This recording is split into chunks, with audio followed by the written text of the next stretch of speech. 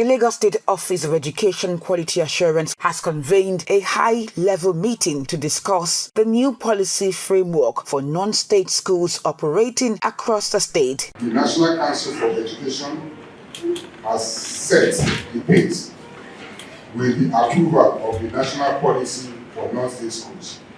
Today, Lagos State takes the lead in translating that vision into localized, actionable reality through a domestication process. It tells you that you've been given a special assignment, and whatever you decide determines the lives, the careers, and everything of certain people. So your decisions could actually make people or mar people. So we're giving you a serious assignment. It's not to be joked with, yes. And when I say people, it's even more peculiar. That's our children. So it's more peculiar as our children. So the present is in your hands, the future is also in your hands. The responsibility that we have is to first and foremost identify the gaps in the existing guideline that we are using in Lagos State. Secondly is to look at the national policy that has been drafted at the national, handed over to us to see what we need to pick from it and how we can comply with it. And the third point is for us to come up with a draft of the Lagos State policy for non-state school, which will have taken care of our initial guideline and also the national policy that have been drafted. And finally, is for us to see how we can push it through the Lagos State House of Assembly and also get the assent of the governor to make the policy come into full force. The committee is expected to present a draft policy that will serve as a roadmap for collaboration between government and non-state education providers. In this wise, the business of education is not limited to government alone, but to also non-state actors, participants.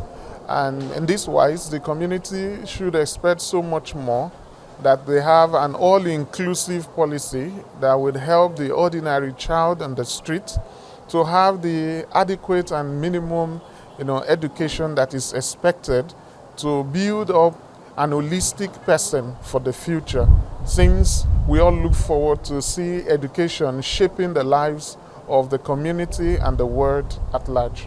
The effect of this policy on the private schools, which is a non-government school, will go a long way at improving our standard, improving the quality of education that we are given, including the quality of the children that we'll be producing.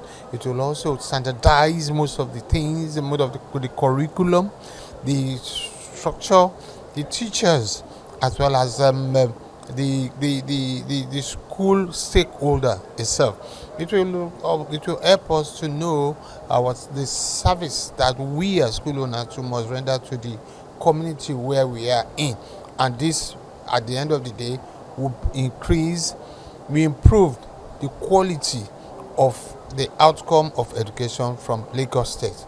We're talking about a Lagos that is talking about mega Lagos. Lagos is the mega city, and everything we do in Lagos in all other aspects, look at the team agenda of the Mr. Governor, taking into consideration all those things, has to do with the vision they have for Lagos, in the years to come.